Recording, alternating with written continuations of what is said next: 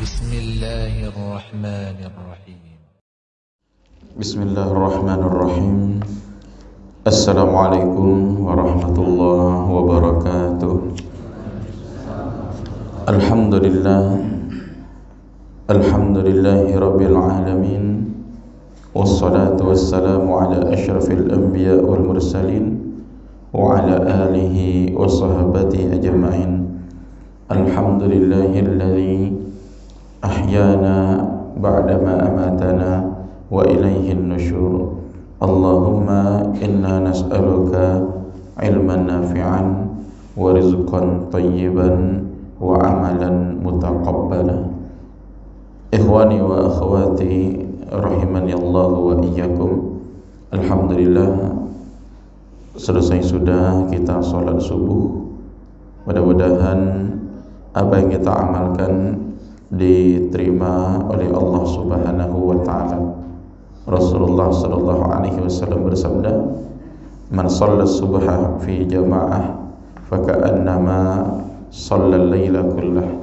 Barang siapa salat subuh berjamaah seakan-akan dia salat semalam suntuk, satu malam penuh. Ini keutamaan orang yang melakukan salat subuh, sama artinya dia salat satu malam penuh. Baiklah, ikhwani wa akhwati azzajallahu wa iyyakum, kita lanjutkan kajian kita, yaitu kitab Majalis Syahri Ramadan, majlis-majlis bulan Ramadan. Bab berikutnya adalah fi zakatil fitri, bab tentang zakat fitri atau zakat fitrah. InsyaAllah pada kesempatan kali ini kita akan bahas tentang zakat fitrah. Zakat fitrah artinya zakat yang dikeluarkan karena selesai berpuasa, karena berbuka. Fitri artinya iftar. Fitri sama artinya dengan iftar. Iftar itu artinya berbuka. Maknanya zakat yang dikeluarkan karena kita berbuka, sudah selesai menjalankan ibadah puasa selama 1 bulan. Itu makna dari fitri ataupun berbuka. Walaupun ada sebagian mengatakan fitri yang berhubungan dengan Idul Fitri, artinya zakat yang dikeluarkan di hari raya Idul Fitri di malam harinya atau di pagi hari sebelum salat Id. Baiklah, masalah zakat fitri ini ataupun zakat fitrah kepada siapa diwajibkan? Di dalam hadis sahih dari sahabat Abdullah bin Umar radhiyallahu anhuma, beliau mengatakan, faradha Rasulullah sallallahu alaihi wasallam zakatal fitri min Ramadan. Nabi sallallahu alaihi wasallam mewajibkan zakat fitrah di bulan Ramadan, sa'an min tamar wa sa'an min syair. Satu sa' dari tamar. Tamar itu artinya kurma, atau satu sa' dari gandum. Kepada siapa diwajibkan? Al-abdi wal hurri, kepada seorang hamba ataupun nama sahaya ya, wal hurri, dan orang yang merdeka, wal zakari wal untha, kepada laki-laki dan wanita, was saghir wal kabir, kemudian anak-anak, orang dewasa, minal muslimin, dari kaum muslimin atau dari orang Islam. Hadis sahih riwayat Bukhari Muslim. Baiklah, apa makna dari hadis ini? Ini hadis kata Abdullah bin Umar, Nabi mewajibkan zakat fitrah min Ramadan, dari bulan Ramadan.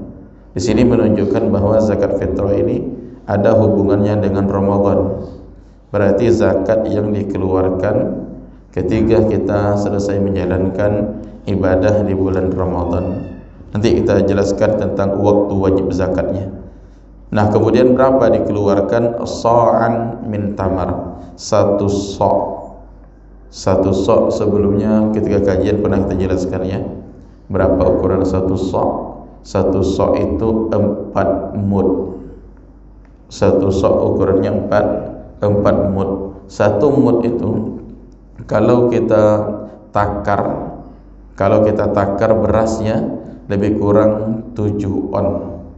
Itu satu mud. Karena kita dapati mud yang bersanad sampai kepada Rasulullah sallallahu alaihi wasallam. Kita takar, masukkan beras ke dalam satu mud tadi, kemudian ditimbang. Ketika ditimbang lebih kurang 7 on, dan tergantung merek berasnya. Ada yang 7 on, ada yang 7 on setengah. Jadi ditakar tadi 7 on, 7 kali 4. Karena satu mud itu karena satu sok itu 4 mud. Artinya 4 mud tadi 1, 2, 3, 4. Itu yang dikatakan dengan satu sok. Satu sok ya, bukan satu sak. Kalau satu sak itu apa? Satu sak semen, satu sak beras ya. Itu bahasa hadisnya sok. Sok itu sekali lagi satu sok sama dengan 4 mud. Nanti akan kita jelaskan. Saya rencana buat video khusus tentang mud. Karena mud ini berhubungan dengan pembayaran fidyah. Kemudian satu sok 4 mud ini berhubungan dengan pembayaran zakat. Itu akan kita jelaskan insyaallah. Nah, jadi diwajibkan dengan takaran sebanyak satu sok atau 4 mud. Satu mud lebih kurang 7 on. 7 kali 4 2 kilo 8 on satu orang, atau 3 kilo bisa. Ustaz, bolehkah 2 kilo setengah yang ditetapkan oleh Majelis Ulama Indonesia? Tak masalah, tetap diperbolehkan. Karena memang ada perbedaan masalah sok. Yang kita sebutkan tadi adalah sok mud yang ada sanad sampai ke Rasulullah. Karena setiap daerah, baik di Mekah, Madinah, di Irak, di Mesir, mudnya berbeda-beda setiap daerah. Maka Majelis Ulama Indonesia mengambil jalan tengah. Mereka tetapkan 2 kilo setengah satu sok. Artinya satu orang diwajibkan mengeluarkan zakat fitrah 2 kilo setengah. Tapi lebih dari itu lebih baik.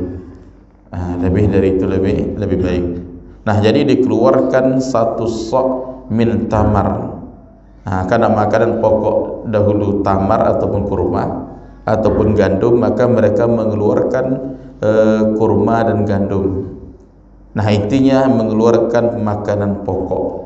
Makanan pokok kita di sini adalah nasi, beras ya, dimasak jadi nasi. Maka dikeluarkan adalah beras. Seandainya warga Dayun makanan pokoknya jagung, maka dikeluarkan jagung.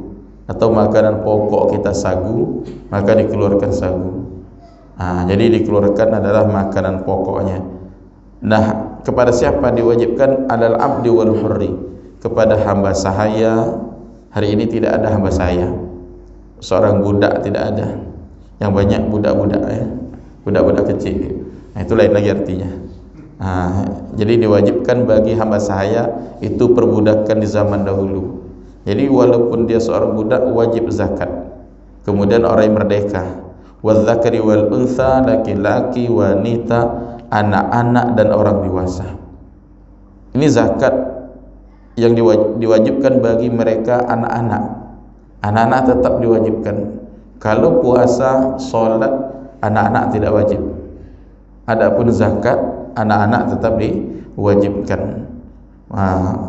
Sampai mereka yang bagi wanita yang hamil, apakah diwajibkan atau tidak?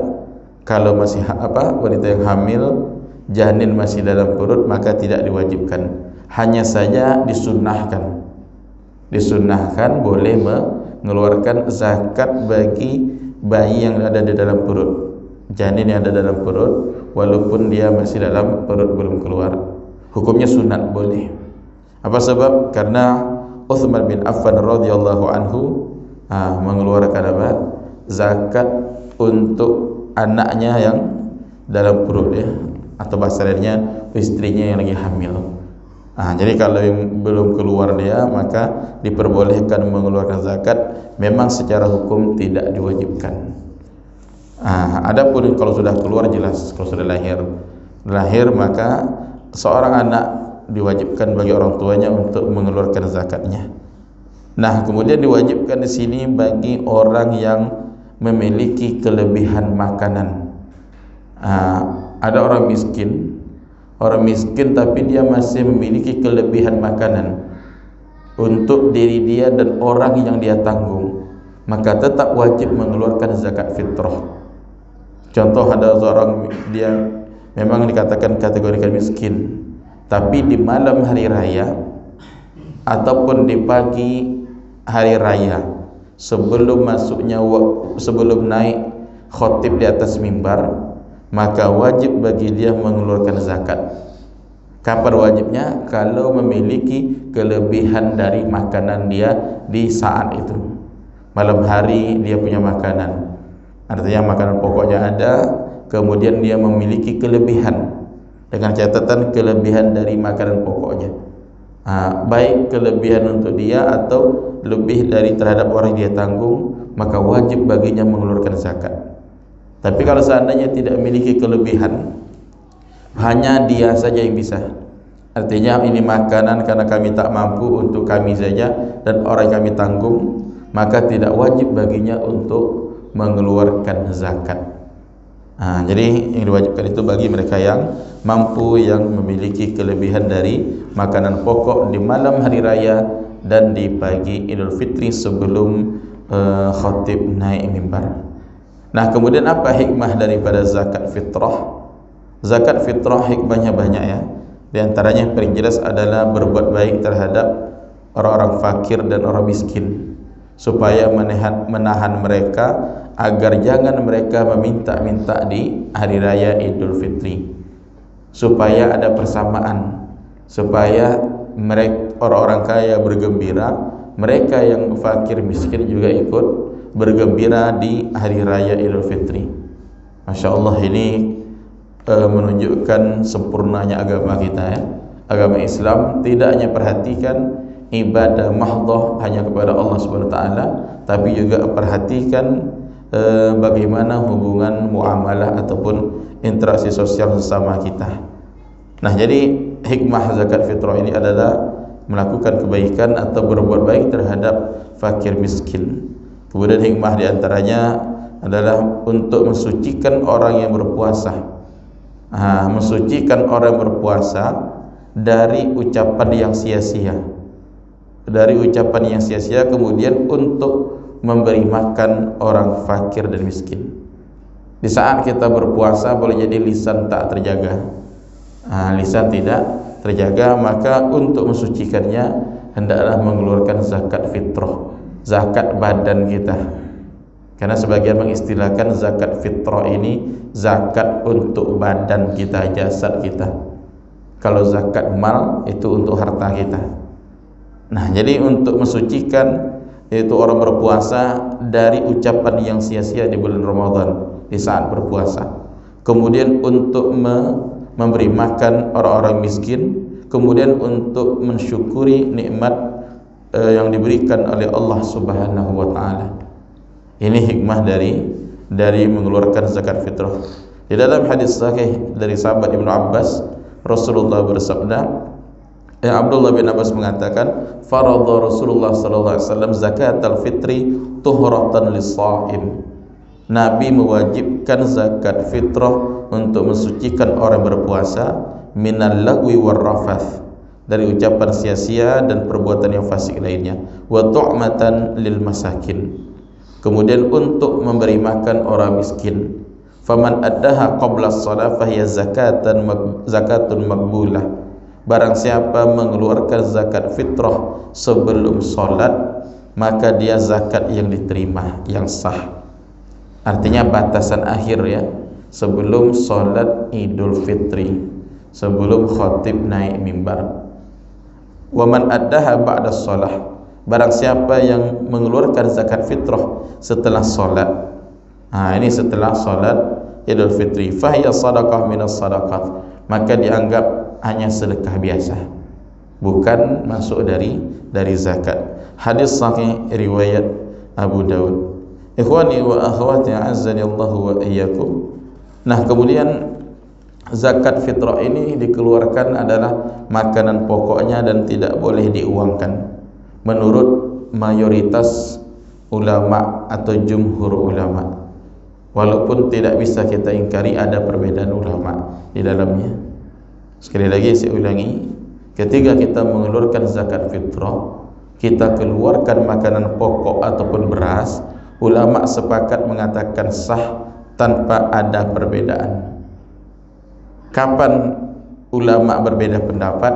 Ketika kita keluarkan dengan uang. Nah, ini saya bayar zakat fitrah dengan duit, dengan uang. Baru di sini ada perbedaan ulama. Mayoritas ulama, kebanyakan ulama mengatakan tidak sah. Ulama mazhab yang 4, ya supaya mudah dipahami ya. Ulama mazhab yang 4, Imam Syafi'i mengatakan tidak sah. Imam Malik mengatakan tidak sah. Imam Ahmad bin Hanbal atau mazhab Hambali mengatakan tidak sah. Hanya satu mazhab yang mengatakan sah, yaitu Abu Hanifah atau mazhab Hanafi. Hanya satu saja. Nah, bagaimana sikap kita dalam hal ini? Ketika terjadi perbedaan, ambil jalan aman. Apa jalan amannya? Yang aman itu dengan beras, makanan pokok. Ketika kita keluarkan duit, mungkin kita ragu sah tidak, sah tidak, sah tidak. Kebanyakan ulama mengatakan tidak sah. Sama ibarat kita pergi ke suatu tempat, ada dua jalan. Jalan pertama aman, cepat sampai, tidak ada gangguan, tidak ada begal. Jalan kedua mungkin tak jelas apakah sampai atau tidak, apakah ada gangguan atau tidak. Di sini jalannya bahaya. Tentu secara logika kita ingin ambil jalan yang cepat sampai, yang aman. Itu kalau saat itu perkara sampai atau tidaknya. Nah, sama dengan masalah zakat ini. Tentu ambil jalan yang aman.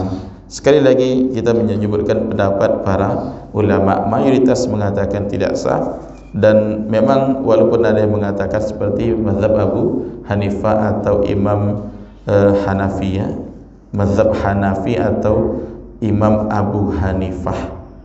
Nah, jadi untuk lebih aman, ambil jalan yang amannya, yaitu mengeluarkan dengan beras.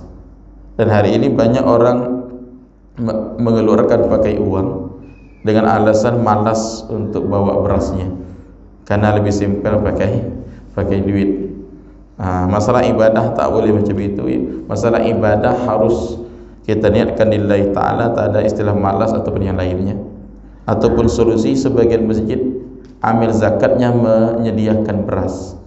Menyediakan beras, datang orang ingin bayar pakai duit, maka ambil zakatnya, jual beras. Jual beras, kemudian dia mengeluarkan beras. Artinya apa? Ambil zakat sama fungsi dengan orang yang punya toko beras. Sama fungsinya dengan di pasar. Mereka jual beras kepada orang, kemudian orang ini mengeluarkan zakat berasnya. Begitu juga panitia menyediakan beras, tapi jangan diperjualbelikan dalam masjid, di luar masjid. Kemudian tidak ada istilah begini ya, dia mengeluarkan pakai duit, namun dibayarnya di atas beras. Dianggap tadi itu beras yang orang sudah bayar zakat pertama, dia bayar pakai duit, dianggap mengeluarkan pakai beras, tapi hakikatnya tetap duit. Maka ini juga tidak diperbolehkan sebenarnya. Dan hakikatnya tetap mengeluarkan duit, bukan beras. Jadi yang dianjurkan itu adalah beras, dan sampai kepada yang berhak menerima adalah beras. Adapun setelah itu terserah mereka. Artinya sampai beras kepada orang-orang fakir, orang miskin, kemudian mau mereka jual, itu hak mereka. Terserah mereka, mau mereka jadikan duit. Artinya saya dapat beras, pergi ke tempat lain dijual, maka tak masalah, itu hak mereka. Sama halnya dengan kurban ya. Kurban, daging kurban, bagi orang yang berkorban tidak boleh memperjualbelikan dagingnya. Tapi kalau sudah sampai kepada mereka yang menerima, terserah mereka. Mau mereka jual, mau mereka makan, mau mereka buat sate, lalu mereka jual, terserah mereka. Yang penting sampai yang berhak menerima dagingnya. Kalau zakat berarti berasnya. Nah, ini masalah zakat fitrah yang dikeluarkan adalah makanan pokoknya. Nah, kemudian kapan waktu wajib? Ini juga kita jelaskan supaya paham. Zakat ini memiliki waktu wajib untuk dikeluarkan sama dengan sholat.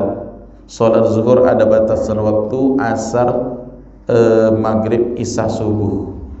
Nah, untuk zakat juga ada waktu wajibnya. Kapan waktu wajib zakat ini? Apabila seorang mendapati waktu maghrib di malam hari raya. Ini yang dikatakan orang tadi wajib mengeluarkan zakat. Saya ulangi, dikatakan wajib mengeluarkan zakat itu kalau sudah mendapati waktu waktu maghrib, azan maghrib setelah matahari tenggelam di malam hari raya. Adapun seandainya begini, ada orang meninggalnya 5 menit sebelum azan maghrib, maka dia belum dibebankan membayar zakat fitrah sebab belum mendapati waktu wajib. Tapi kalau seandainya meninggalnya setelah azan maghrib, berarti matahari sudah tenggelam di malam hari raya, maka wajib dikeluarkan zakat untuk orang meninggal ini. Saya ulangi ya, ini perlu, ini ilmu. Jadi waktu wajib zakat itu kapan? Yang dikatakan wajibnya apabila sudah tenggelam matahari di malam hari raya. Berarti masuknya waktu maghrib. Karena makna zakat fitrah tadi apa? Zakat yang dikeluarkan karena iftar. Iftar itu berbuka, selesai berpuasa. Apabila dia sudah selesai berpuasa, kemudian mendapati malam hari raya setelah masuknya waktu maghrib, wajib zakat. Kalau meninggalnya setelah azan maghrib, wajib dia zakat. Tapi kalau meninggalnya sebelum itu dan dia memang belum zakat sebelumnya, maka tak wajib. Nah, kebalikan daripada itu bagi seorang anak yang lahir. Anak yang lahir setelah azan maghrib tidak wajib baginya untuk zakat. Saya ulangi, umpamanya istri kita di bulan Ramadan dia hamil, Allahu Akbar, baru dia keluar, lahir, maka anak ini tidak wajib dizakati. Apa sebab? Karena dia tidak mendapati Ramadan, dia tidak mendapati bulan Ramadan, dan dia sudah lewat, dan dia hanya mendapati waktu maghrib, Ramadan tidak dapat. Tapi kalau seandainya dikeluarkan juga, maka hukumnya sunat. Hukumnya sunat. Jadi intinya seorang anak tadi lahir setelah maghrib, maka tidak diwajibkan untuk mengeluarkan zakatnya. Tapi kalau lahir sebelum maghrib, berarti sebelum maghrib lahir, kemudian setelah maghrib tentu dia masih hidup, maka wajib dikeluarkan zakatnya untuk anak tadi. Nah, ikhwani wa akhwati azanillahu wa iyyakum, kemudian waktu yang utama mengeluarkannya adalah di pagi hari raya. Ini waktu yang paling utama. Yang paling utama sebelum khatib naik mimbar, sebagaimana beberapa riwayat menyatakan, baik sahabat Abu Sa'id Al-Khudri ataupun Ibnu Umar radhiyallahu anhu, yang mana mereka mengeluarkan zakat di pagi hari raya sebelum orang-orang melaksanakan sholat hari raya. Ini waktu yang utama. Adapun waktu yang boleh adalah 1 atau 2 hari sebelum Idul Fitri, ataupun 10 hari sebelum itu, sebagian ulama masih perbolehkan. Atau seperti sekarang. Sekarang berapa Ramadan? 15 ya? Tak masalah, sebagian ulama masih perbolehkan. Atau 5 hari sebelum hari raya, 10 hari, maka masih diperbolehkan mengeluarkan zakat fitrah. Namun hanya saja kalau kita lihat pembahasan para ulama, yaitu mereka mengatakan waktu yang utama di pagi hari raya Idul Fitri. Hanya saja karena kita dikoordinir oleh amil, di pagi hari raya tak mungkin kan ya, ataupun juga 1 hari atau 2 hari sebelumnya, karena penyalurannya mungkin 2 hari sebelum Idul Fitri. Maka tidak masalah, walaupun seminggu sebelum Idul Fitri, maka tetap masih diperbolehkan untuk mengeluarkan zakat. Baiklah ikhwani wa akhwati azzani Allah wa iyyakum, kita cukup sampai sini, semoga bermanfaat. Mudah-mudahan bisa kita pahami dan kita amalkan.